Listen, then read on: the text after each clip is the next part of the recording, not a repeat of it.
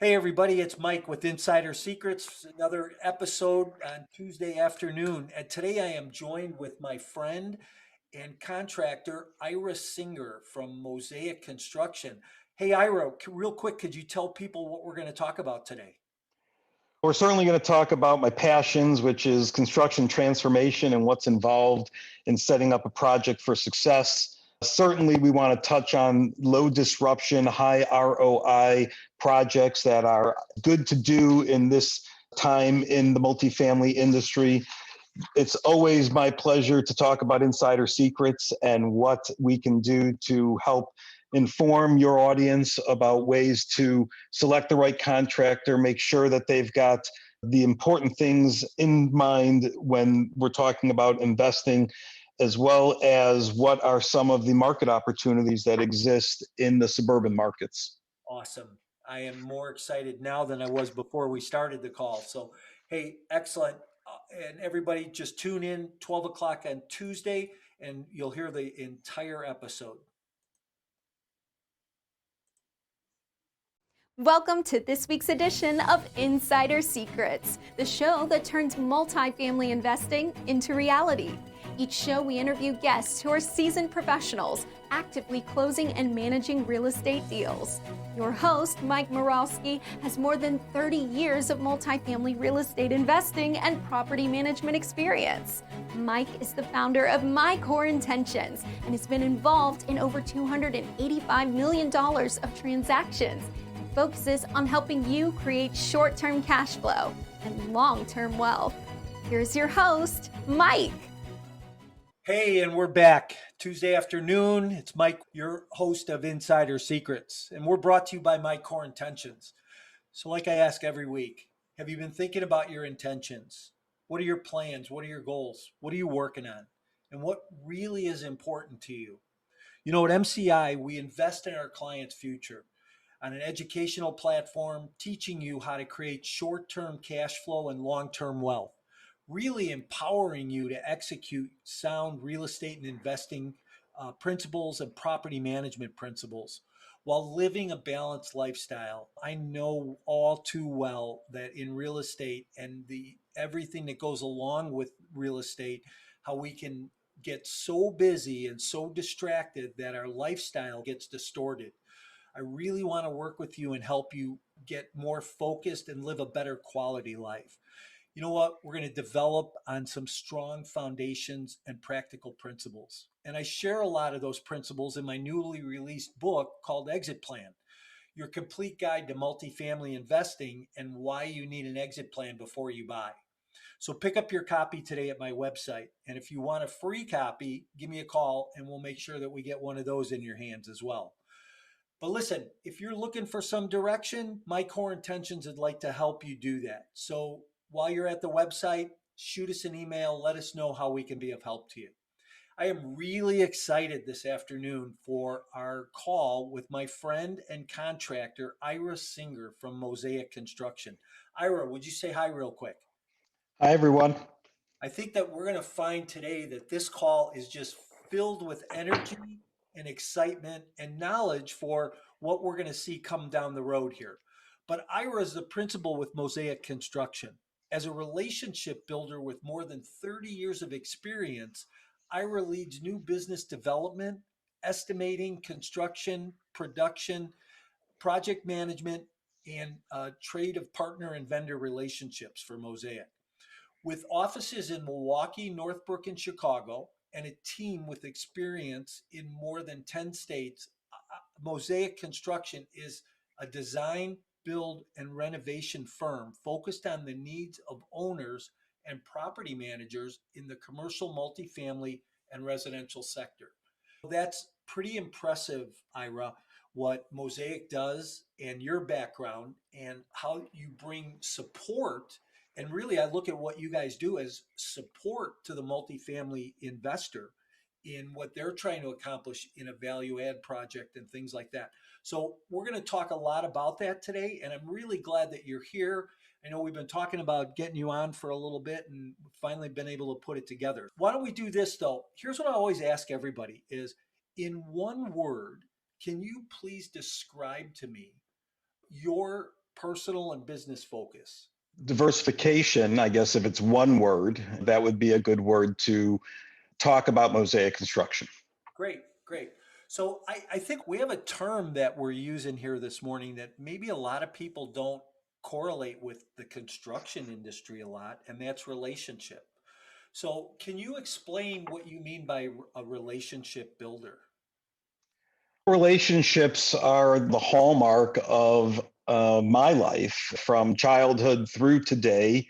I've been very fortunate to always share a strong mix of professional, personal relationships that have been key to my growth, to my business expansion. And I think it starts with being an honest, transparent, good person. And foundationally, when I was young, that's how I was taught. That's what was exampled by my parents. And it was really the foundation for me to take those core behaviors and personality traits and leverage them into building relationships, because people do business and are in relations with people that they know, that they like, that they trust. And so that's my focus. It's one of our core actions at our company. We have 6 mosaic actions. Build relationships is one of the actions. Very cool. That's great. I know in sales, I coach a lot of people, and one of the things people say is, how come I can't get more production? Why can't I get this done? And I always go back to relationship, because I don't think anything happens unless we have some kind of a relationship with people. And I remember years ago reading a book called How to Win Friends and Influence People by Dale Carnegie. Probably one of the greatest books I've ever read, right? Yeah. He talks in that book about building relationship. He actually tells a story where he sits down on a park bench next to somebody and asks them a couple, and for 40 minutes this person just talks about themselves. And at the end of the story, he talks about what a great conversation it was, because that person was able to tell all about themselves. So it was pretty cool. But Ira, tell us your backstory. How'd you get involved in the industry, and uh, you know what brought you to this point? There are such a confluence of a series of events for how things started in 1989 as to what they look like today in 2020. So in 89, when I got into the window siding exterior improvement business, that was as a salesman for a Chicago-based company. And shortly in, I left to start my own outfit, and the residential exterior work grew into some modest remodeling on the inside. But more fortunately, it grew into multifamily. And so window replacement and roofing and siding and gutters from a multifamily project opportunity was my first entry point into multifamily a long time ago. And as we developed our trade teams and our knowledge, we obviously expanded into all areas of multifamily renovation work, from the interior to the exterior to the amenity spaces. And today, after I started my first company, I became partners with my current 2 partners.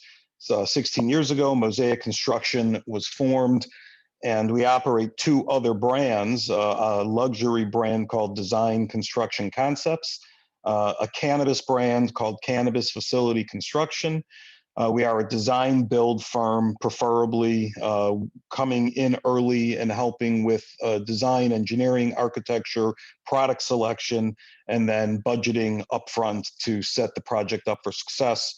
We're set up with hundreds of different trade partner relationships as we project manage professionally and construction manage, but we are not self-performing any of the work that happens in our projects. We're working in 10 states, in Wisconsin and Illinois, in multifamily and commercial, and in the other 8 states in cannabis. We're a highly philanthropic and charity-based company. We have a aggressive budget. We serve on boards. We commit to over 40 different charities on an annual basis. And then personally, I'm fortunate to be married to my wife of 30 years. We met shortly after I graduated high school. We have 3 kids, and I live in Pleasant Prairie, Wisconsin. Nice. Great segue. So here's what I want to ask you a little bit about, the philanthropic piece.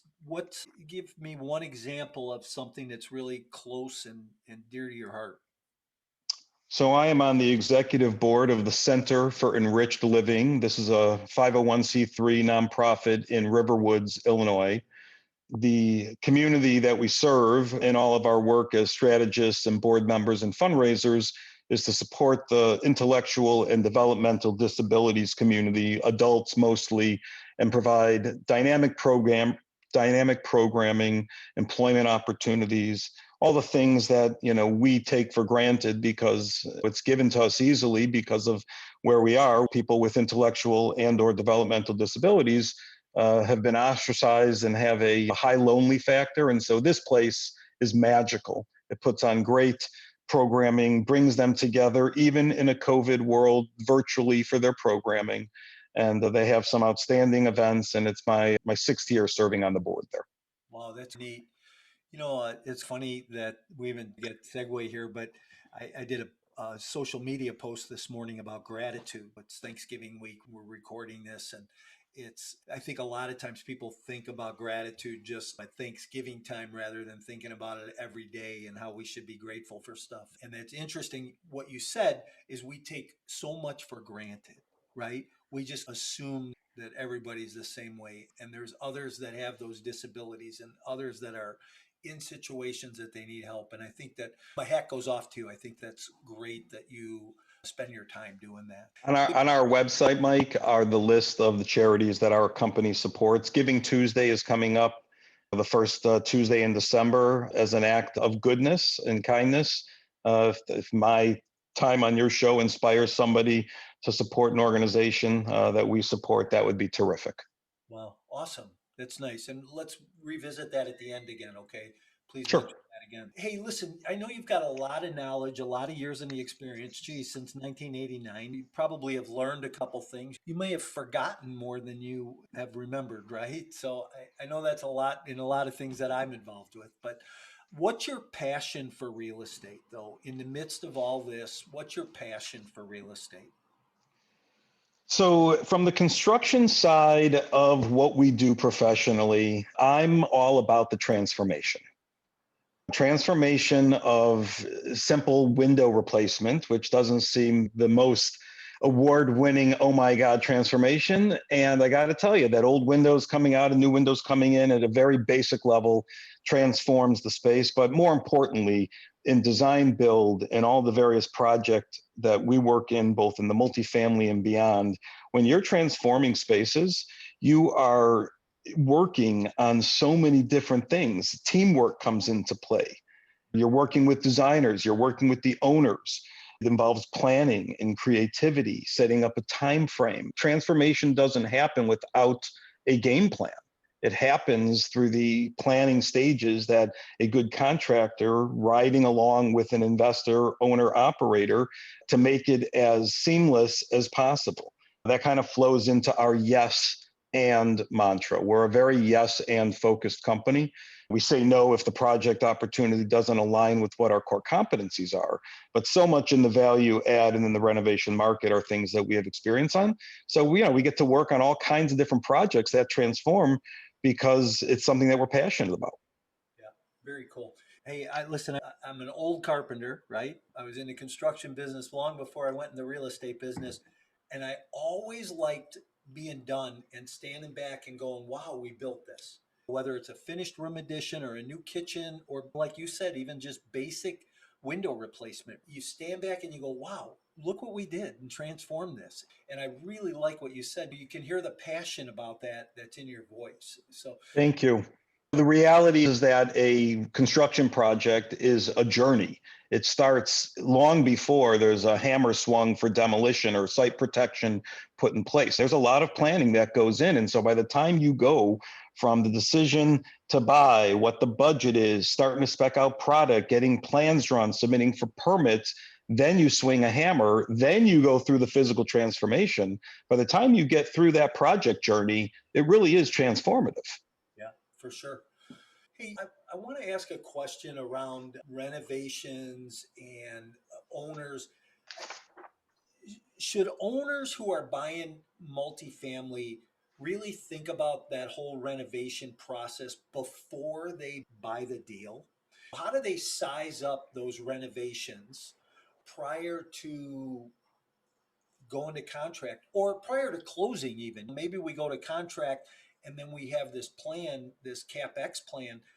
How do you size that all up before you actually get to that point? So, good investors, people who are looking at the investment to make money or to have income, they must have a game plan. Mosaic is interested in understanding and aligning to that game plan, to that spend strategy. Yes, we'll bring expertise for what the building looks like and could transform to, or what some of the basic needs are from a systemic issue as far as HVAC, roofing, masonry, finish, siding, whatever. But at the end of the day, that spend has to match up to the investment strategy.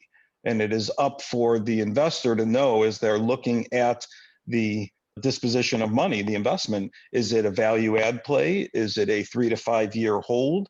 Is it renovate 20% of the units, prove the concept of the increased rent, and then sell it off and let someone else finish it on the backside? So all of those different scenarios for investment into the multifamily is where the sooner the contractor's in place, the sooner we can help with real pre-budgeting. Having eyes on the asset and not just in a deck, an offering memorandum of a bunch of photos and the ROIs that they're projecting and the net income that it spins off of, that's great. And then eyes on the property. What do the floors really look like? Are the doors shutting? Are the windows crappy? Are there masonry issues that photos don't show? Do the roofs look old and tired? If that is not seen in real time, then they could walk into a money pit type of situation where they didn't do any good due diligence on putting together a spend pro forma of what the building needs versus what their budget is. Because if they run out of money, but there's still a bunch of problems and they can't ever get it over the finish line to convert it from C to B because they didn't have the spend, that was poor planning at the due diligence period. And so we are in favor of getting in the discussions with the decision to buy early enough to help level set some budgeting around needs versus wants.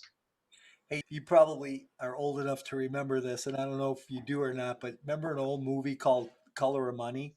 Oh, yeah. During the construction, it was always 2 weeks, 2 weeks, 2 weeks. I never could understand that, how people could just push everything out 2 weeks like that.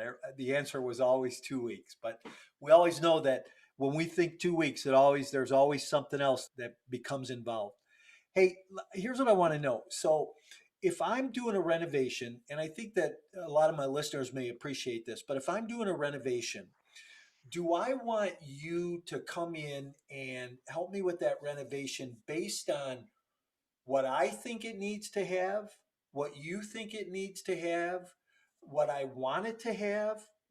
How do I bring you in and say, look, this is what I'm trying to accomplish? I could go buy an apartment complex and say, hey, I'm going to put $1 million CapEx into this. And I'm going to go in and I'm going to put $5,000 per unit in, and we're going to split that between interior and exterior work. At what point, and I know that when I do that, I'm going to come in and I'm going to do some doors and some countertops and maybe a bathroom, and not every unit's going to be the same, but they're going to be different. How do we walk through that whole process and get that all penciled out to where we know exactly what we're doing?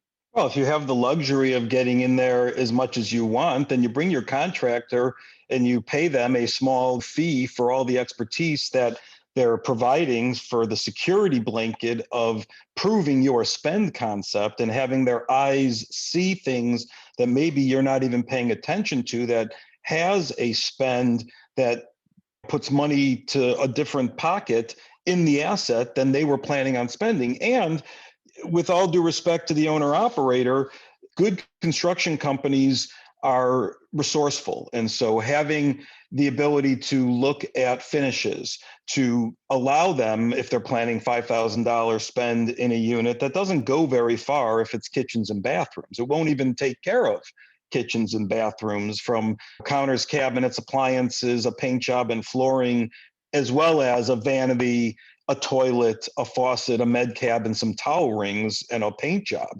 $5,000 won't cover that scope. And that's minimally what you would be doing in a unit to refresh it. And so being able to come in and have realistic conversations about budget ranges, seeing the conditions to know that 30% of the units were made over 6 years ago, and we're not going to tackle those. There's all kinds of things that my expectation is that the owner operator knows how to make money in multifamily. And their expectation should be that their contractor understands the ROI concept, where monies are best parked, but what also needs to be addressed on the building to safeguard the investment. So what's the best way for me to handle this? So I'm a syndicator and I'm going to syndicate this, let's just call it a 100-unit deal. And I know that I need to put some CapEx into this, but I need to write an offering memorandum here and I need to get this thing under contract. And the market is so fast right now and things are so hot right now that I have to put an offer in. I have to go hard on my earnest money. I have to go hard on contract. And in the midst of all this, I need to, and we're talking days, we're not talking weeks anymore, right? Yes, right. We're talking days right now, especially market sensitive. If we look at some of the top markets today, how do I know that when I go to do an offering memorandum to roll this out to my investor community and say, hey, look, here's what we have going and here's what we're going to do on CapEx.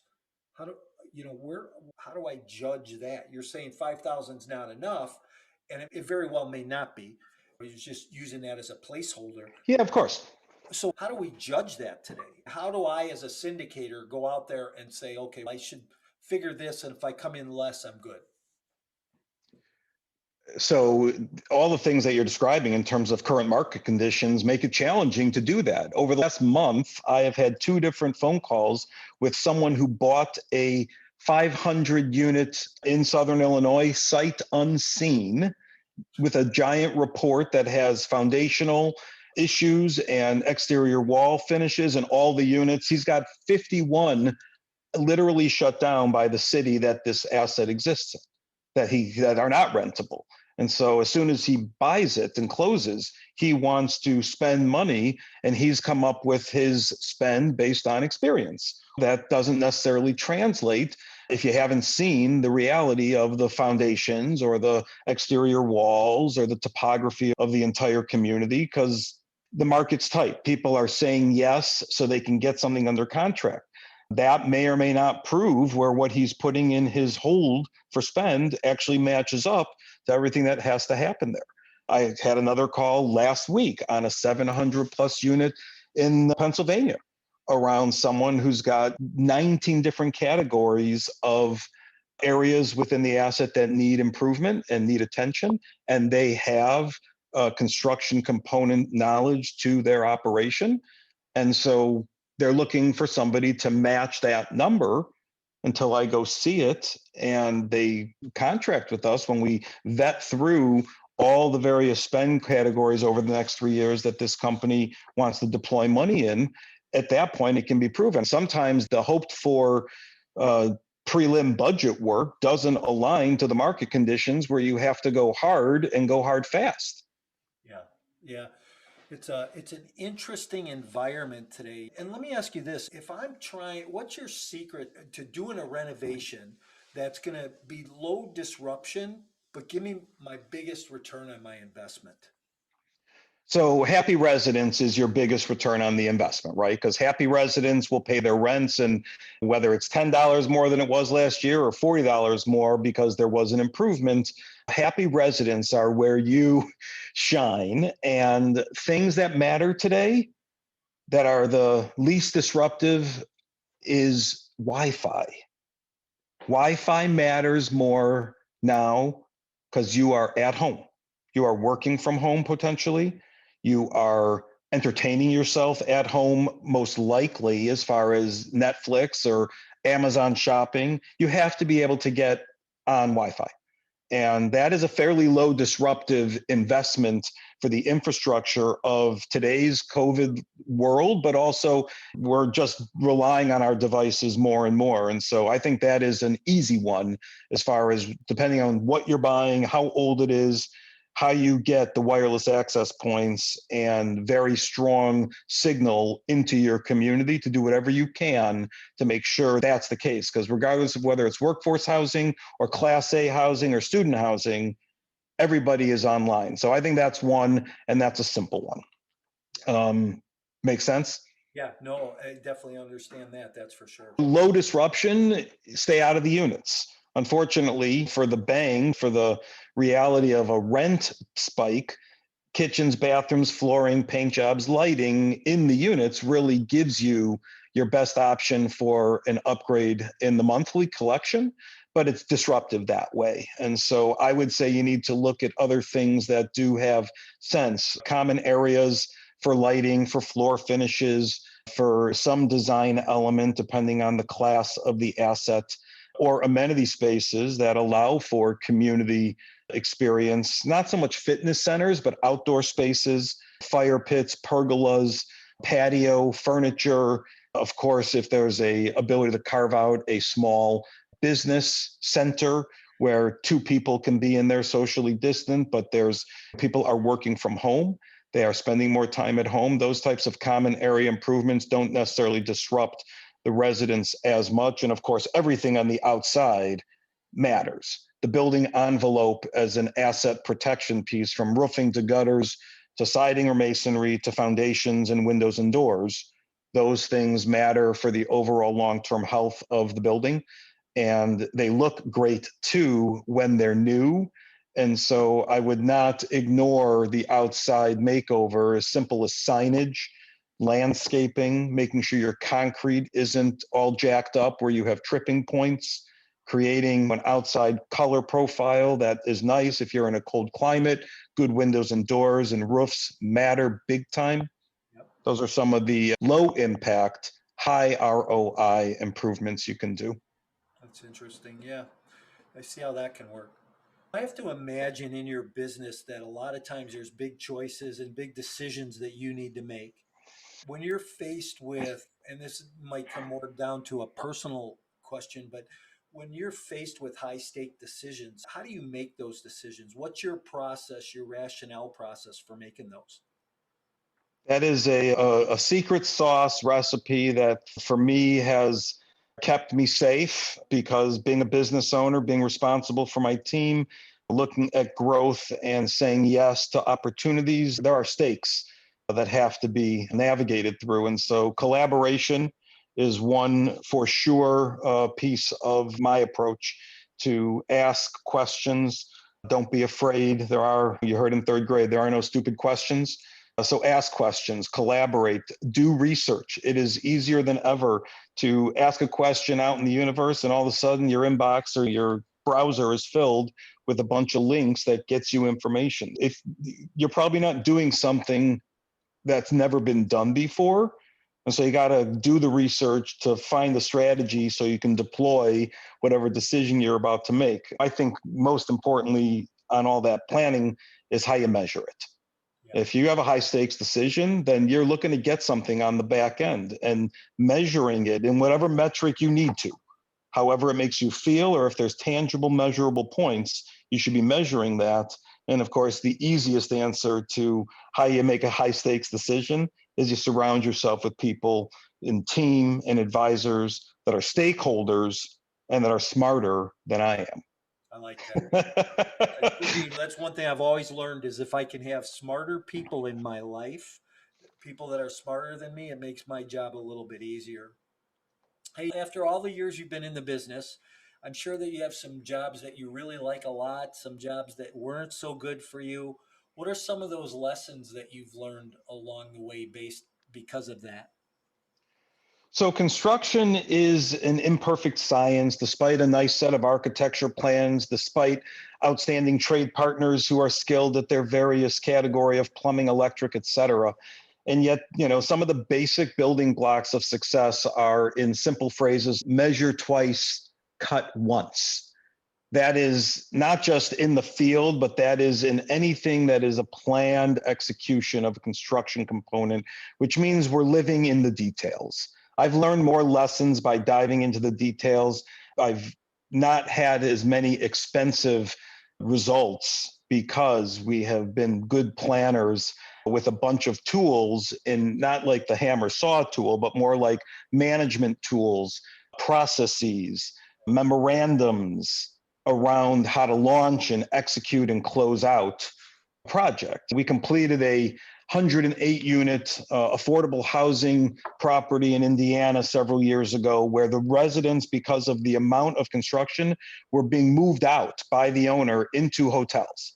That resulted in their units being empty, so the renovation could happen as quickly and as many of them as a time that the budget for move-outs could afford. And that taught me the importance of planning the entire process, from how many storage containers and where were they going, to pre-setting the municipal inspections so the people from the township could come and see the work and not have to wait and wait. We preset all of those things. We made sure that we had inventory on site. So that's a good success story around living in the details. The way that projects get off rail is experience telling me it's a poor set of plans. It's designed by somebody to an owner that's not really sure. Now it's going out for bid. I've seen the project. I got a bunch of questions. There's not a specific request for information process, so I can't level set the answer because there isn't a clear one being given, or there's a lack of specification on finish. Those are things where I have learned, those are projects that have a high probability of change order and delays in time, because again, that upfront planning of a good set of plans and knowing your specifications and thinking about the various build components, because we're renovators. It's one thing if we're coming out of the ground, but that's not where we exist as a company. We come in and renovate existing. So you're tying into existing systems. Do the plans show those termination and connection points clearly, so there's not a bunch of open-ended things? So that is some of the lessons I've learned in all kinds of projects that we've completed, that the details matter, and they got to ask good questions to make sure that your trades aren't coming back at you with the fear of change orders, which ultimately take away from the quality investment. If you're overspending because there's a lack of planning up front, at the end of the day, that's taking away your ROI. Yeah, there's a lot to be said for that, and I think that one of the things too, and I really think you and I could probably talk about this for hours. One of my advantages, I believe, is that I had so many years in the construction business before I went into the real estate multifamily business. So I've been able to help a lot of clients along the way with that. And so many of the things that you're talking about are so spot on. It's really right in the pocket. This show is called Insider Secrets. So, from your perspective in your industry, looking into the multifamily industry, give a couple of insider secrets that you would say you've maybe seen or people need to pay attention to. I'm going to speak from a level of business owner through the years. And there's a lot of things that we've talked about already specific to successful project, hiring the right contractor, doing pre-budgeting. Those are all, they're not secrets, but they're all definitely secret sauce recipes that will keep you on track to hit your numbers. I'm thinking more from I run a team of project managers, and my team is really the producer director of construction. And we don't wear a tool belt, but everyone on my team is charged with making sure that the project from sale to from selling it to the punch list at the end of it is a great experience. And so I have found that an inside secret to keep our team aligned is to have something meaningful within the office culture. Stand for something in terms of what you are going after. What is the business strategy? Outline a roadmap for what success looks like in your company and speak to that excellence and why it matters. I'm talking about like setting up a cultural flagpole in your organization. If it's you and two other people, understand why what you're doing matters. We define that by the mosaic actions, which is more modern day nomenclature for what would be called mission vision. And my team speaks to the mosaic actions. We said early on the build relationships piece, one of our actions is closing the loop. Anticipating the needs is another one. In construction, if we are focused as a secret that we're behaving on, that we're intentional on, because we close the loop, our projects are more successful. That's a secret sauce recipe that matters inside the walls of my office that my team speaks about. Happy to, talk about the mosaic actions, but you really need to set a course and get buy-in from your team so you're all rowing in the same direction. Yeah, very cool. Very good. Hey, so I'm sure that you've seen a lot of new investors come in the marketplace. I'm sure that you've seen a lot of seasoned investors. What advice would you give a new investor today coming in the market? I would imagine that the majority of people who are coming into the multifamily or the real estate market as an investor are likely not building something out of the ground. They are likely buying something and hoping that their due diligence and what the building needs and what they think they can get on the rent side aligns very close to the numbers they're pre-setting.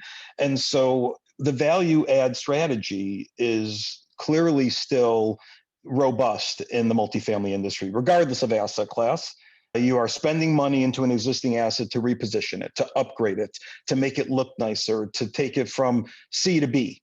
And with that, I see the suburban markets being a place where those opportunities exist.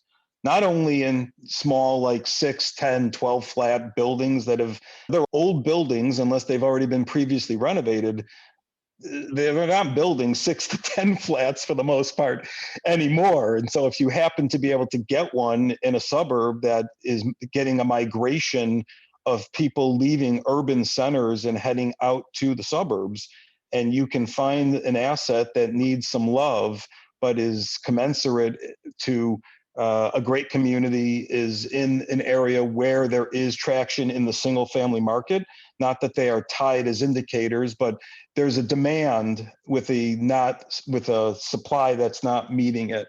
And so I think that part of the opportunity is not only in small, more manageable financial investments to buy a smaller existing asset in a decent suburban market, but also you may look at buying single family homes, collecting 6 of them and having rent coming in, renovating those modestly. Again, family life in the suburbs is happier with the backyard. And if you can buy a small home in a stable neighborhood and put some money into it to make it as good as it can be for the rent that you're asking, I think that is also a market opportunity as people leave urban centers. Chicago is experiencing quite a migration into the north suburbs where I raised my family as a result of COVID, people working from home, wanting to get their kids into a better school. Yeah, yeah. A lot of things shifting and changing right now. What's interesting, and I said this, is we could talk for hours, and we're really starting to get close to the end here, or end of our time, I should say. But I want to just shift things up a little bit and get a little bit lighter, and ask you a couple of questions. You're from just over the border in Wisconsin. So if anybody knows the market here, you're probably about 40 minutes from downtown Chicago, right? Yeah, I raised my family in Deerfield, which is in the North Shore. I was born and raised in Glenview. My offices are in Northbrook. And recently, as we became empty nesters, we just moved over the state line. But my wife and I both commute to Northbrook to go to work every day. So tell us about your most favorite tourist attraction from. The area.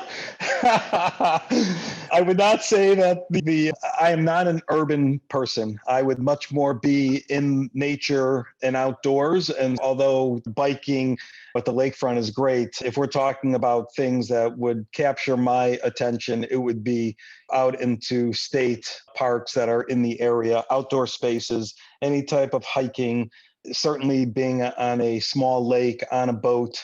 out on the water. To me, that's the best way to spend my time. I'm not running necessarily into tourist attractions. Nice. Good for you. How about favorite restaurant? Oh boy, I'm like that's also not my game. I'm a cook at home, pretty routine eater. A little secret behind the curtain is I lost a substantial amount of weight 3 years ago, and where I was eating anything and everything. In order for me to hold on to that, my food and my eating has also transformed, and so restaurants don't necessarily play into that lifestyle for me. Nice, though. It's better to live a healthier lifestyle. Hey, best book you've read recently? So there are a couple that I have. One is called Ditch the Pitch. It is a local guy that has served as a strategist in our company named Steve Yastrow, Astrow. Ditch the Pitch is just about not showing up in sales and talking about yourself, obviously listening more than what you're, all the hallmarks of relationship building and good listening. So I do like that one. We have recently completed in our business the leadership team called The Great Game of Business by Jack Stack. This is a way to create budgets and accountability to the budgets for my team members in a way for them to participate in a shared bonus based on monies held onto gross profits realized for what the budget was, either on a project basis or my office supply budget or my whatever budgets we have in our company, towing the line on that. And so the Great Game of Business, which focuses on the manufacturing sector and how widgets cost X cents and they can be 2 cents less, and the team making the widgets would share in that savings. That was the inspiration, and that was open book transparency, which aligns to a lot of what we stand for. And so we're doing that with our team. Nice. And then most memorable moment that you've had in the last 6 months? So positively, Thank you. which certainly is not, what everybody I think would go to, because the highlights are not necessarily easy, as it's been contentious to be a citizen of our country. But over the last 6 months, my outdoor space has transformed. And that has brought me tremendous joy as we live on a small lake and we put a beach in, which takes us right out on the water. And we have a hot tub for our outdoor enjoyment as well. And based on our location, we are investing in solar panels as we are also eco-conscious citizens of the world. So those things have been awesome. I'm really excited about what that means for my time in my home in Pleasant Prairie. And that would absolutely qualify as one of the good things that have happened during the pandemic. So I appreciate you asking. Yeah, for sure. Listen, it has been a pleasure. Could you please tell people how they get a hold of you if they want to pick your brain a little bit more or use your service? Directly, the best email is ira at mosaicconstruction.net. That's MOSAIC and the word construction altogether.net. Our website is mosaicconstruction.net. There's a contact us page. We're active on social media with our three brands. We've got a lot of good content and photos of pretty stuff and projects. Would love to hear from any of your listeners. A phone call to have a question answered is free. I'm happy to listen and see if there's a way that Mosaic could be of service. And so if there's anyone who would like to contact me, really email is the best, and we'll go from there. Perfect. And listen, everybody, Ira's contact information will be in the show notes as well as on our website. So, Ira, I want to thank you again for being here today. A wealth of knowledge, that's for sure. And like I've said it a couple times, but I'll just say it again. You and I could probably talk on this subject for hours, but I know that you come highly recommended, and a lot of your work is really stood the test of time, and that's good. So I would invite anybody to call you and pick your brain a little bit and see how they could use you. Remember, everybody, we're here every Tuesday at noon, 12 o'clock, Insider Secrets. So please go like us on social or follow us on social media and like us on YouTube and subscribe to that. And we will look forward to seeing everybody next week on Tuesday. Have a great week, everybody. Ira, thanks again. Thank you, Mike. Really enjoyed it. I hope your listeners gained some knowledge, and thank you again. Thank you, Mike, and thank you for joining us for another great episode of Insider Secrets. As always, Insider Secrets is brought to you by My Core Intentions. Join us on social media and visit mycoreintentions.com, where you can get expert coaching on all things multifamily investing and property management. We're looking forward to having you back again next week for more Insider Secrets.